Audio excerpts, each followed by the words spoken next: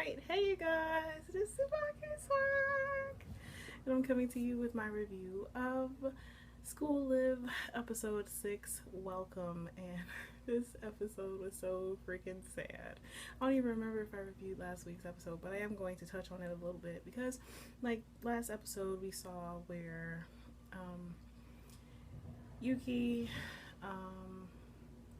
Riki, and Kurumi found Miki at the mall, like after they found like Toromaru, and they were exploring through the mall looking for supplies and all that good stuff. And then Yuki said that she heard somebody, so she ran back inside with Toromaru in her arms, and they found Miki because Miki was trying to escape because she heard someone talking. So Yuki rushed in, and at one point there was a slight flashback where you see a figure standing with like a little light behind her, and I immediately knew as soon as I saw it that it was Megu-ne.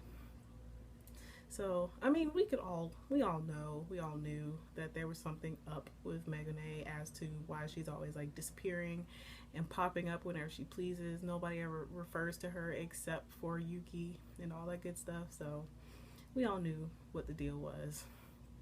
So in this episode, it's finally addressed. So like Miki is now at the school with them, and Yuki was like showing her around the school and all that good stuff, and Yuki was talking to Megu-ne, and Miki looked like she had this confused look on her face. And then they showed what the music room, like, because they went to the music room, they showed what the music room actually looked like, because everything in Yuki's mind still looks the way it did before the zombie apocalypse happened. So everything was all nice and neat, and all the instruments were set up nice and polished, and it was sunny and everything. And when we saw it through Miki's eyes, there was blood all over the walls, the windows were broken, there were instruments on the floor, the piano was messed up, everything. So Yuki is really off of her rocker, and I mean, she does that, I guess, not to go crazy, because Megu-ne had died trying to save them, and Yuki, she has like the most extreme form of PTSD, or maybe she's schizophrenic or something. She has a mental disorder, and just even the zombie apocalypse or Megu-ne dying, her mind reverts back to before it happened. So all those bad things that happened didn't actually happen in her mind. And like they even said, she still like goes to class, and she sits in class and talks to Megu-ne, she talks to their classmates, everything. And none of it's there. She is completely crazy.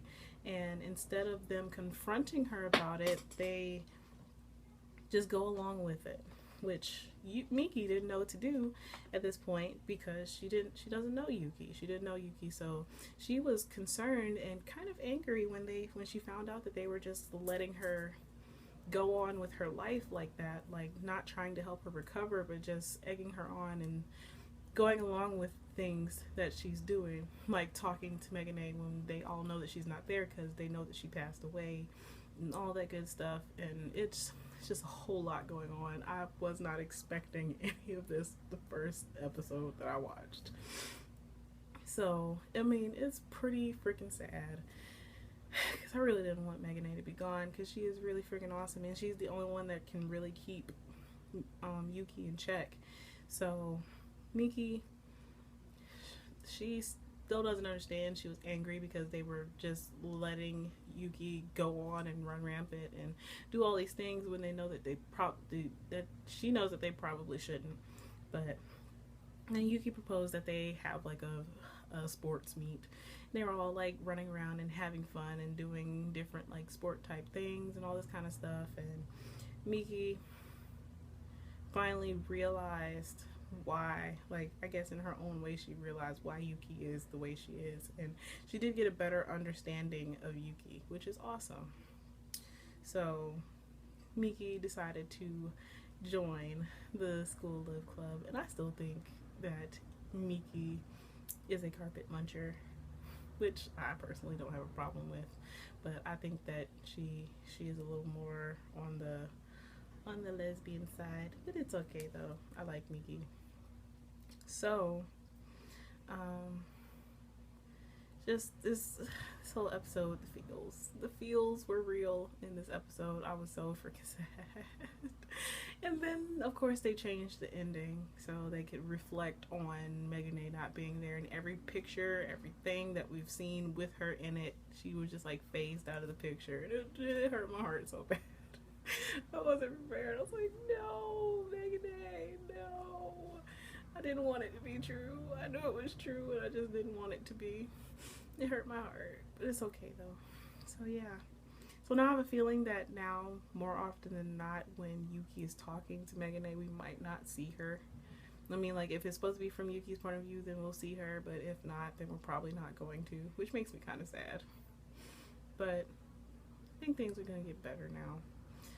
So I'm really looking forward to next week's episode, because this episode was pretty freaking awesome and sad and heart-wrenching and just epicness. Oh my god. When I watched the first episode of the show, was not expecting it to go completely left field like it did in this one. So yeah. So as always, I would love to hear how you guys felt about this episode. How do you feel about the way things turned out? But please remember to comment, thumbs up, and subscribe. It helps me out a whole lot. And this is TsubakiSwagg saying adios.